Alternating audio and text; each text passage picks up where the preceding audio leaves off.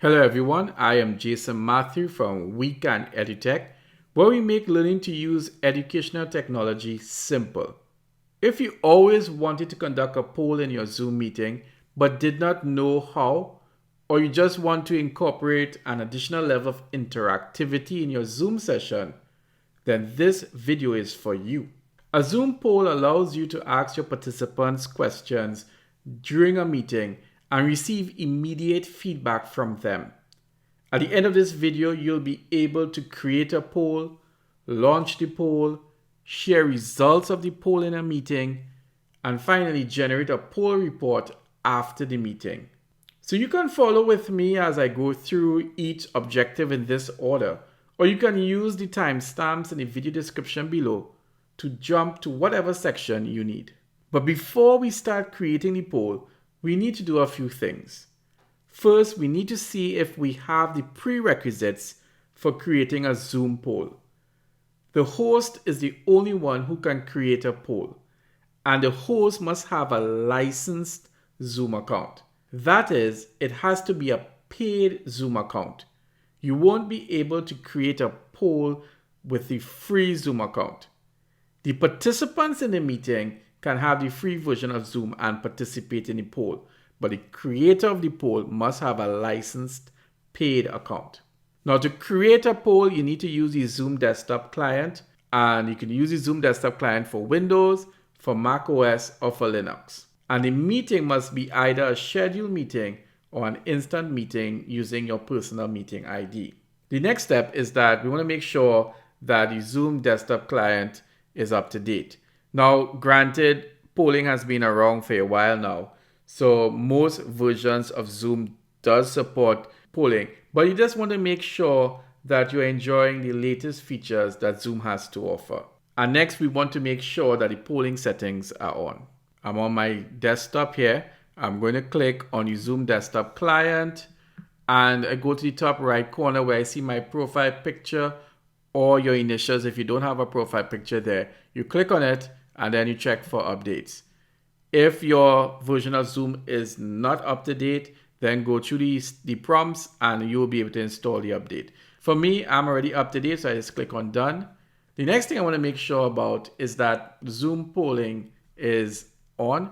So I go top right corner again, I click settings, then I click view more settings. And when I click view more settings, it's going to open up my browser so that I can have access to my Zoom web portal.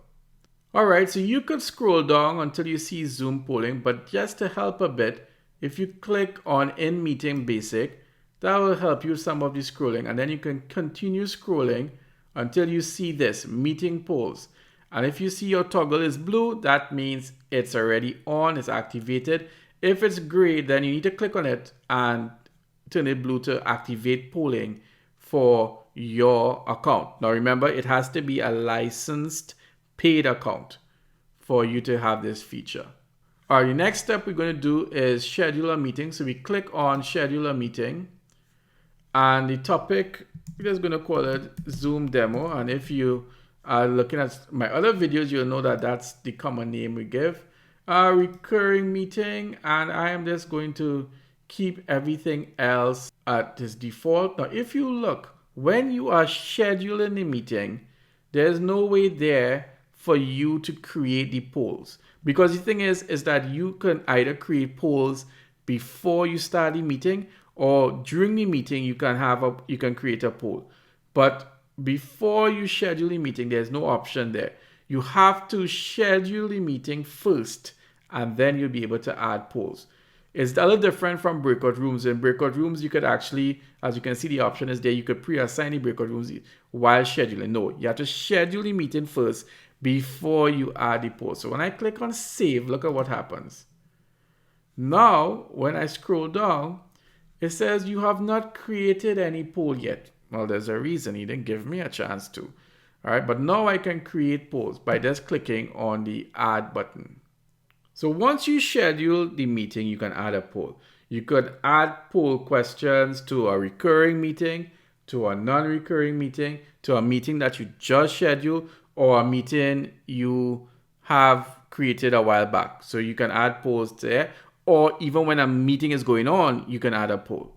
To add the polls before the meeting starts, you go through your Zoom web client. While the meeting is going on, you can use the Zoom desktop client. So right now we're on the Zoom web client, and I'm going to click on the add button.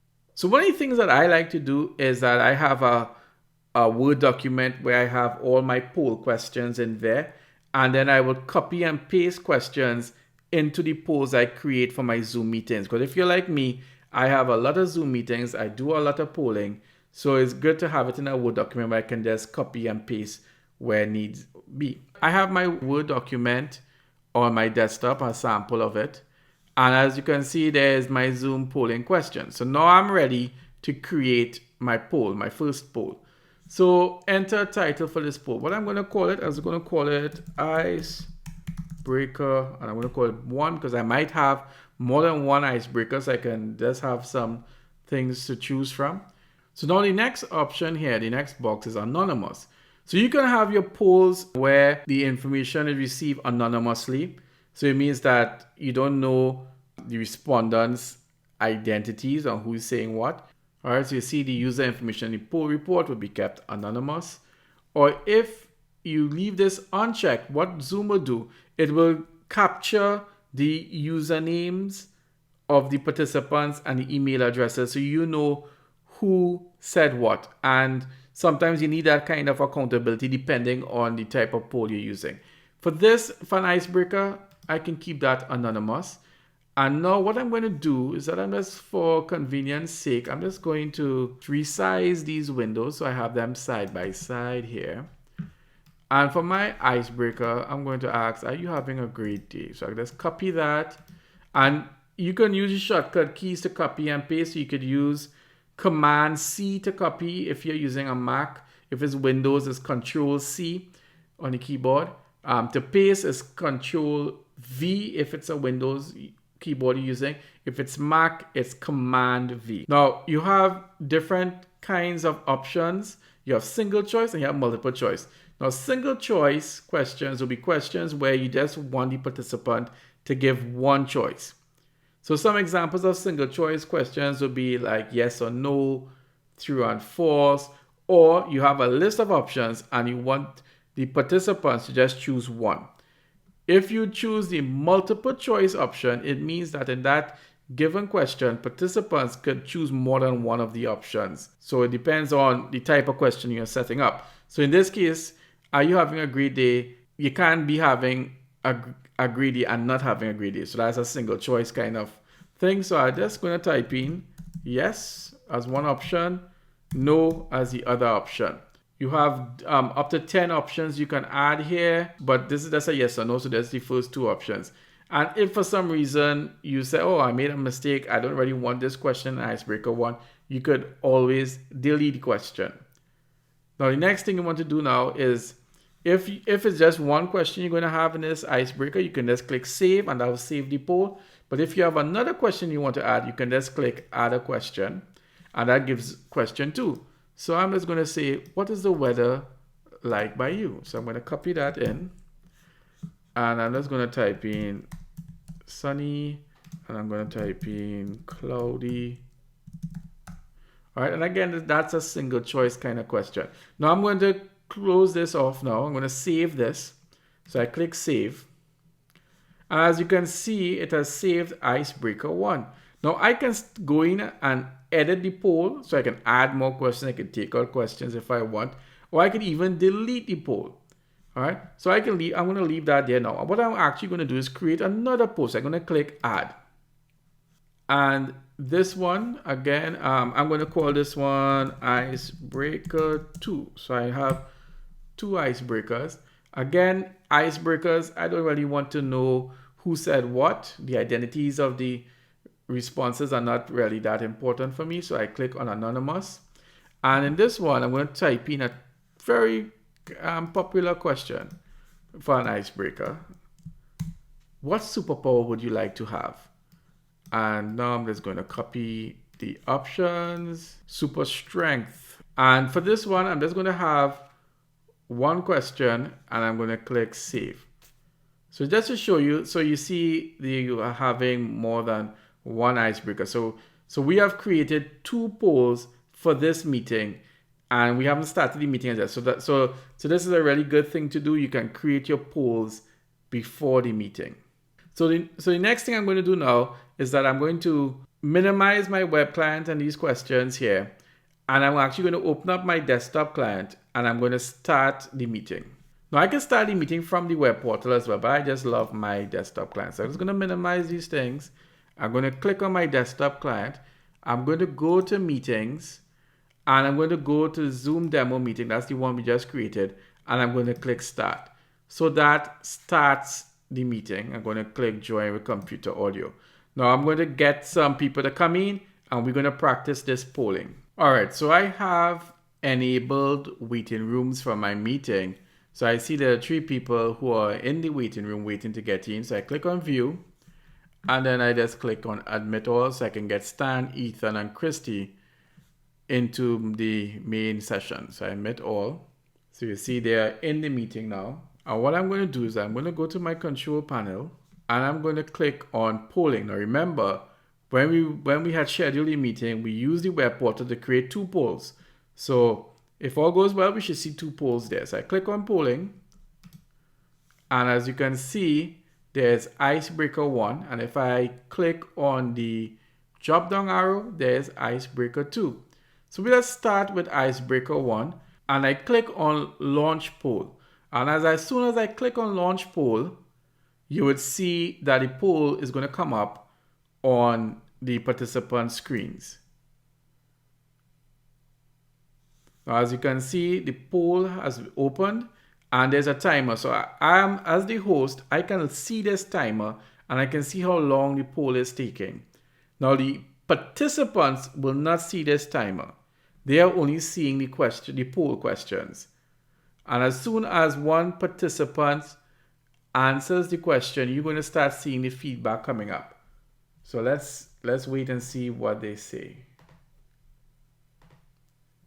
All right, so you see one person has answered yes and sunny. So you see that's coming up there. Now we're seeing no and cloudy. And now we got yes and sunny. So you see, we are seeing that 3 out of 3 have voted. So 100% have voted. So you can end the poll. So if you click end poll, what's going to happen is that it's going to end the poll now, so nobody can answer again. And now you have an option to share the results. So right now, you as the host is the only person that is seeing these results. All right, but you can share the results now with the rest of the class so that they can see what the results are. So you just click on share results. As you click on share results, it comes up on all the participants' screen. Now the red line will always represent the one that most participants chose. So like in this case, 2 out of the 3 participants were having a great day and 2 out of the 3 people were saying that the weather was nice and sunny. All right, and as soon as you click stop sharing, that poll will be removed. Although the poll is appearing on your screen here right now, what I should tell you all, and I'll remind you all later, is that if you are recording the Zoom meeting, although this is in front of us right now, it is not part of the recording. So when you look at the recording, at this particular part of the meeting, you are not going to see these results in that recording. You have to generate what is called a report, which is what we'll cover later on. So I'm going to click on stop sharing and you'll see immediately the poll disappears from the participant. Now, remember we had 2 polls. Normally you would just do 1 icebreaker for a typical meeting, but just to demonstrate this thing, if you click on the drop down arrow here, you will have access to the polls that you would have created before the meeting. So let's look at icebreaker 2. And this one is 1 question. Now, as I click on launch poll, it's going to the poll is going to appear on the different participant screens. So let's wait and see how they vote. So super strength seems to be the popular one. All right, so I can end the poll and you can see 3 people had voted. And as I said, the red line represents the most popular choice. In this case, it's super strength. I can share the results and you could have a quick discussion in class about the results. So I'm going to click on stop sharing now, and it disappears from the participants, and I can actually going to close the poll window. So these were polls that were created before we started the meeting. And as I said, we can also create a poll during the meeting. So right now this meeting is going on with myself and Christy and Ethan and Stan, and I want to create a poll on the fly. So what I'm going to do is that I'm just going to put this meeting window on the side, and I am going to close the participants panel. I'm going to minimize this Zoom desktop client. I'm going to bring up my Word document once again. So sometimes you might be having a meeting and you want to know, well, when is the next meeting? So that's the kind of question you might just on the fly want to have. So you click on your polling on the bottom there. And now, again, this is not one of the polls you have already created. This is something you want to create in the meeting. So you click on edit. And when you click on edit, your Zoom web portal opens up and you can add the question there. So enter title. I'm going to click meeting next week. And this one, I'm not going to have it anonymous. So I'm going to leave this box unchecked because I want to know who is choosing what, so we can discuss with them if we have to make changes and so on. So I'm going to copy this question, paste it in, and then I'm going to choose these options. So Monday, Tuesday, and where you get it drill? Wednesday, Thursday, and Friday.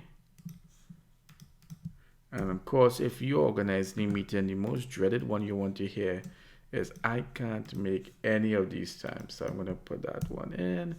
And there's no other questions I'm adding for now. So I just click save. Now, once I save the meeting, I can again minimize. I'm going to minimize my web portal just to clean up things. I'm going to minimize the list of questions in my Word document. And this is the meeting that was going on in my desktop client.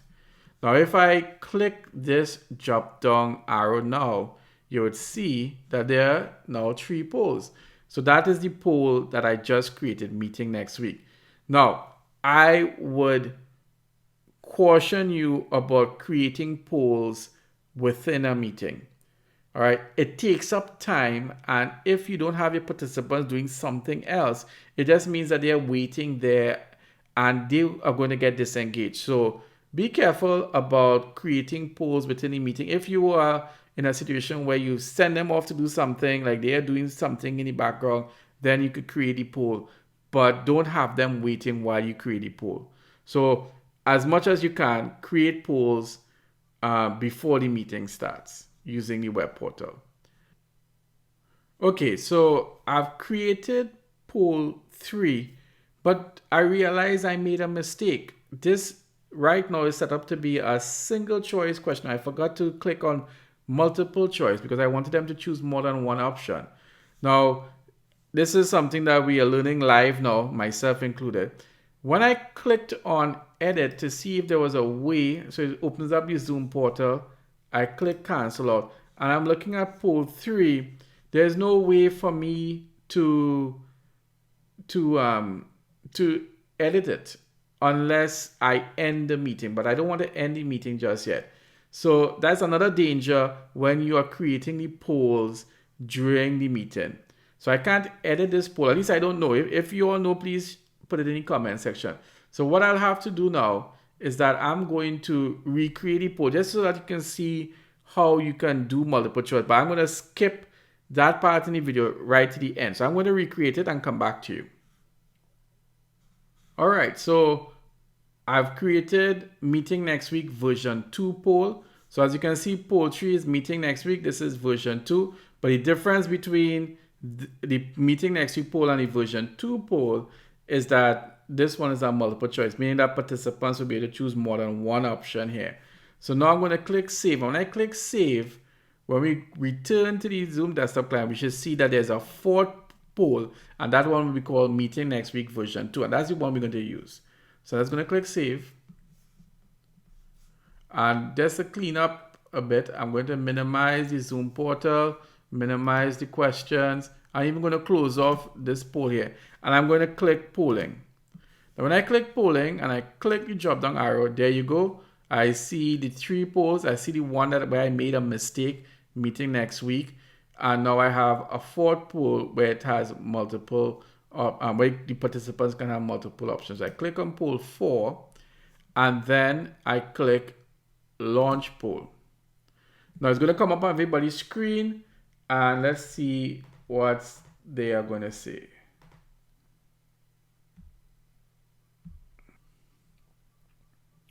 All right, so we see that 3 out of 3, so that's everybody has participated. So we can end the poll. Now you see that's the great thing about the red line. So you see the most popular option. So you can see all 3 of them have agreed that they can make Monday 1 to 2 p.m. Now we can share the results with the team so that everybody could look at the results and discuss it. So just in case some people didn't, there was no general agreement, you can look at the results, you can discuss it. There's another way in which you can do it. Sometimes if you have a poll in a meeting and you want to relaunch your poll, so like for instance in this example here, let's say that we didn't have a general consensus on Monday and it was pretty scattered around. You could share the results, let people see, and then you can give the poll again where people can make new choices based on what you all had discussed. So how you do that is that you click relaunch, but you should be very careful with relaunch, because once the meeting is going on and you relaunch the post, like for instance, if I relaunch poll 4 and the participants do it again, the first set of results that we had for poll 4 in this meeting will be discarded by Zoom. We will not be able to access that data after the meeting via the reports. The reports will only take the latest version of that poll. Now it's going to keep polls 1 and 2. Those results are fine. But if you relaunch a poll, it means that the previous data that was collected for that poll, like in this case, poll 4, the previous one, will not be collected. So let's remember, be careful about relaunching. You're going to lose the data you had previously for that poll in the same meeting.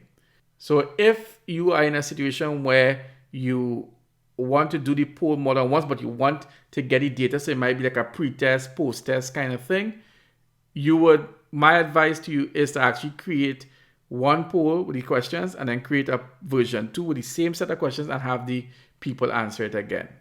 So now we'll go into the next step, and that is after the meeting has ended, how do we access the polling results? So I'm going to close off the polls and I'm going to end the meeting. Now remember, you have to end the meeting first before you generate the report. And it normally takes a minimum of about 5 minutes before the report is generated after ending the meeting. So I'm going to end this meeting for now. I'm going to click on my Zoom desktop client, and you can see for the meeting, there's a meeting ID. Now, what you'll want to do is copy this meeting ID. It's going to come in handy for when we are looking for the report. So just highlight it, right click, copy. So you have a copy of the meeting ID. Now, there are different places where you can find this meeting ID. Let's say, let me start the meeting again. You can also get the meeting ID if you click the meeting information, this shield here. It gives you the meeting ID here as well. So, and then you could also get it from the web portal. All right, so once you have the meeting ID, that's going to come in handy. All right, so now I'm going to go to the Zoom portal. So I click on settings, more settings. The Zoom portal opens up. So what you want to go to now is you want to generate reports. So you want to go to account management. You want to click on reports. And you want to go to meeting, where you have view registration reports and poll reports. Now the registration reports will be great for like if you are taking attendance, but today we just want to see the poll report. So we click it on it, and then you can, well, we're going to choose poll report, and look, now this will depend on the administrator. So like for instance, the Zoom account I'm using here, a report will last 1 month and then it will be deleted. Also remember that the report displays poll information for meetings that are ended at least 5 minutes ago. So always look at your constraints, all right? So depending on the administrator, they might have a constraint of how long the report will stay before it's deleted. And then this general constraint for all Zoom users where it takes at least 5 minutes to generate a report. Now you can search for a report by looking at a time range. All right, so that's one way. But for me, I have a lot of polls, I have a lot of meetings, this could be quite cumbersome to navigate. So what I do is that I click on the drop down arrow here, and instead of searching by time range, I search by meeting ID. So I right click and I paste the ID that I just copied for my meeting, the Zoom demo meeting, and then I click search. And there we go. We have the Zoom demo meeting. I had 4 attendees. So that'll be three persons plus myself. And I click generate. So now I have a list of the polls here, and you can see the top one is Zoom demo. So I click on download, and Zoom will download a copy, a CSV file of the report. So if you're using the Chrome browser like I am, you'll see that the report will be at the bottom here. So you can click the up arrow, and I can just say show in Finder. Or you could just double click on it right here and it will open up. If you are getting trouble to open the file, open it up in Excel. Excel will open a file like this. So I can right click on the file, click open with, and I can choose Microsoft Excel. And there we go with the report. All right, so this is something like what the report will look like. Remember, some of the questions we allowed it to be anonymous, while the one where we was looking at when they was going to have the meeting, we didn't have that one anonymous. So Zoom captured the username of the people the respondents. And it will also capture their email if the poll is not anonymous. You can look at when the participant would have submitted their answers, and then you can have the answers. All right, and then you could do filters and so on to get whatever information you might need. So this is how you would generate a report. So polling in Zoom is really good for a few things. I know some people try to use polling for exams and stuff, quizzes and stuff, but you see how the output is. So it could be very difficult to grade and so on. So just be wary of that. All right, so just some general reminders. Polls and poll results do not appear in the Zoom meeting recording. You will need to generate a poll report like what we just did to get the poll results after the meeting. Some good uses of polling will be for icebreakers, to get a feel of your class before you even start the lesson, so like a pre-test, or while during class you just want to wake them up, get them a knowledge check, or you just want to get a feel of what's going on, collect their opinions, get instant feedback. Polling is excellent for these things. As a quiz assessment, I wouldn't recommend polling as such. Besides the previous limitation that we discussed about how the reports look like and how difficult it is for grading. Remember, unlike a learning management system like Moodle, for instance, you can't pre-program answers. So it's not like Zoom is going to be able to mark this poll and tell you what the right answers are. So you have to manually grade. And as you remember, you see the report, it's going to be difficult, especially if you have a large class. So I wouldn't recommend polling for quiz assessments and so on. Speaking of limitations, there are a few. So the first one is that participants can do polling using their mobile phone. So the mobile apps, you can use your mobile apps for polling, but to create the poll, you need a desktop client. Only the original meeting host can edit or add polls during a meeting. If the host or co-host role is transferred to another user, that user will only be able to launch polls already created. So sometimes one person might create the Zoom meeting and that person is the host, but then that person leaves the meeting and gives it over to the co-host. That co-host will not be able to create a new poll in that meeting. You can only use the polls that are already there. You can create a maximum of 25 polls for a single meeting, with each poll having a maximum of 10 questions. And just as a reminder, if a poll is relaunched in a meeting, the poll report will only display the last poll occurrence.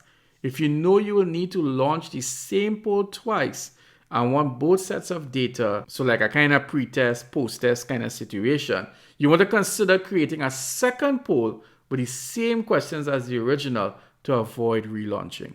Alright guys, so please check out the other Zoom videos. We cover a lot about Zoom on this channel. Thanks for watching. Please like, share, and subscribe. Take care. Stay safe. Bye-bye.